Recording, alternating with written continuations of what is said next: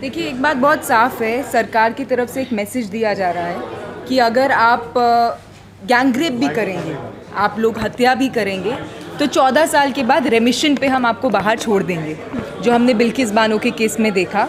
और साथ ही में अगर आप सिर्फ अपने विचार रखने के लिए जाएंगे, अगर कोई क्राइम हुआ है आप उसके बारे में बात करने के लिए जाएंगे, अपनी सॉलिडारिटी एक्सप्रेस करने एक विक्टिम के पास जाएंगे।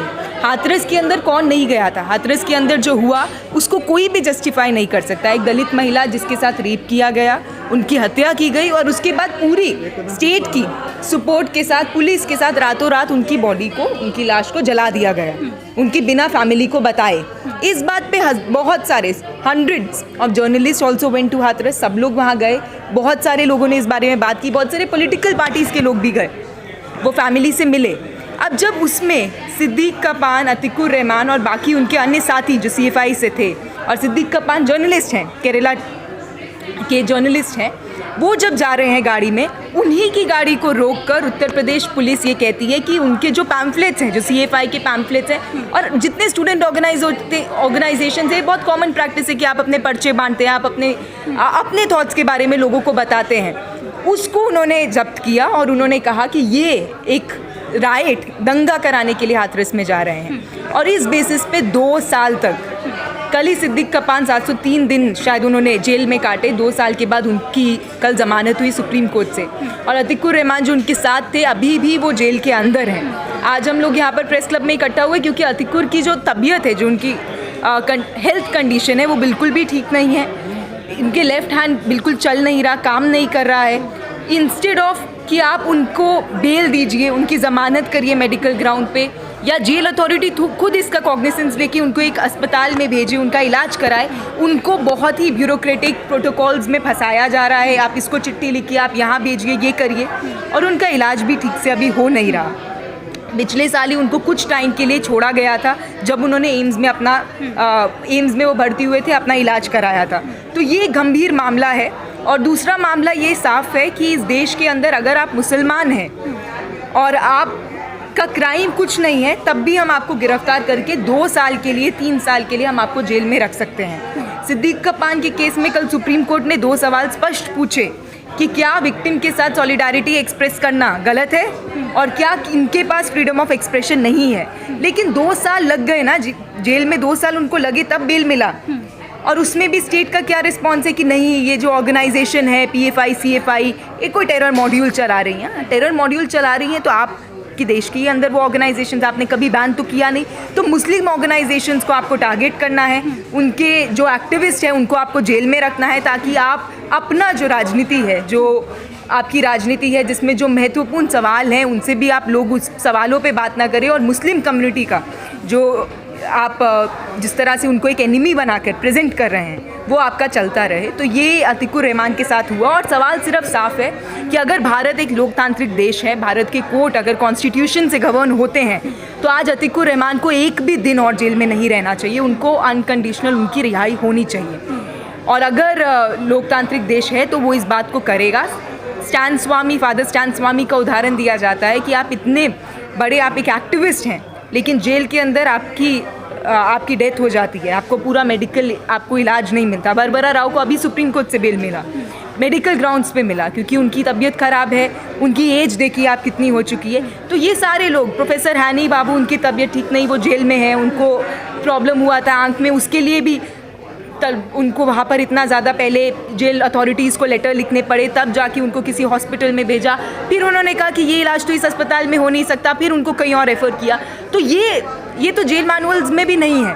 तो ये कोई क्रिमिनल्स नहीं है ना, ये वो लोग हैं जिनसे आपको आइडियोलॉजिकल डिफरेंसेस हैं। तो क्या आप उनको जेल में डाल के इस तरह से पनिश करेंगे, ये सवाल है। क्या मुसलमानों को जो अपना सॉलिडारिटी एक्सप्रेस करने जा रहे हैं उनको 2 साल जेल में बिताना पड़ेगा, तब जाके कोर्ट इस चीज़ को सोचेगा कि हाँ पर्सनल लिबर्टी है।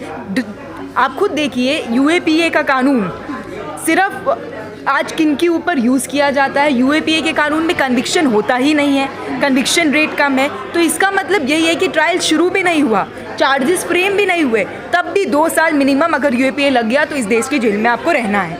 और उसके बाद आपको कोई कोर्ट होगा, वो आपको पर्सनल लिबर्टी और ये सब दे के आपको बेल देगा। तो minimum 2 years 3 years you have to spend तो क्या ये लोकतांत्रिक देश में ये कानून जस्टिफाइड है या इस कानून का यूज़ जस्टिफाइड है? यूज़ और कानून दोनों ही अनजस्टिफाइड है।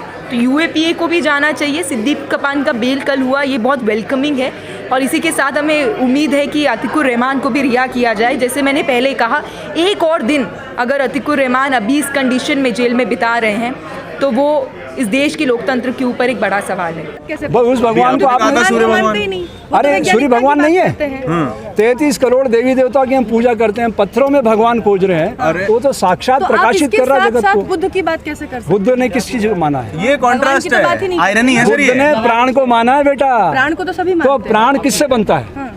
ये ऑक्सीजन कौन देता है? बुद्ध ने ये कहा है कि भगवान जैसा कुछ नहीं होता। बुद्ध ये कहते हैं भगवान जैसा कुछ नहीं मैंने है। अभी आपको एक बात कही, आपने गौर नहीं किया मेरे बेटे। जिन पत्थरों में आप भगवान ढूंढ रहे हैं, बुद्ध उसको नकारते हैं। मैंने कहा भगवान ढूंढ रहा हूँ मैं पत्थरों में? आपने कहा ना, बिल्कुल नहीं कहा।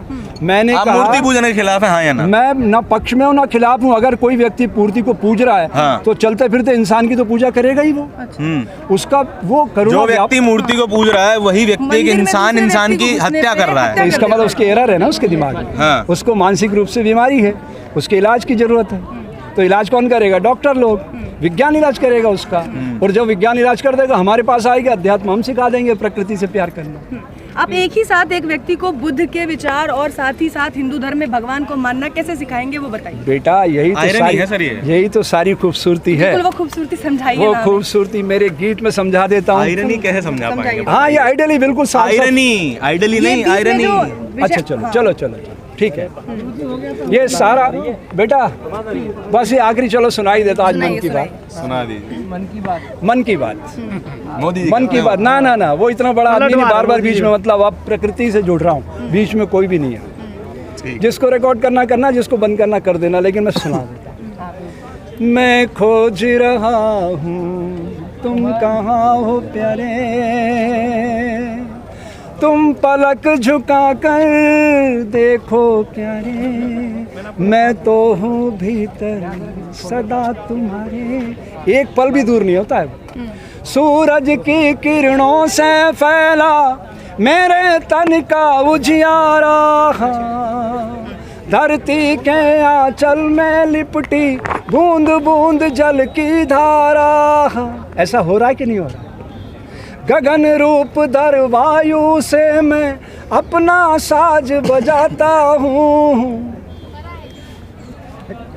1:30 बज रही है इस समय। वायुमंडल में वृंदावन सारंग राग है, उसी पे बात पूरी कर देता हूँ।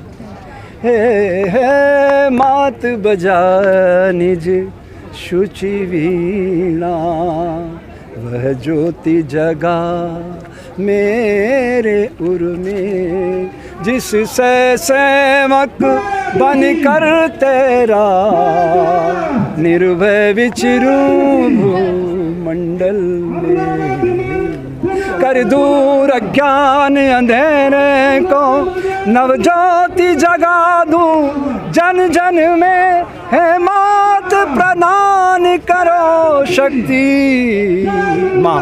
माँ का भारत की भूमि, जिससे अविराम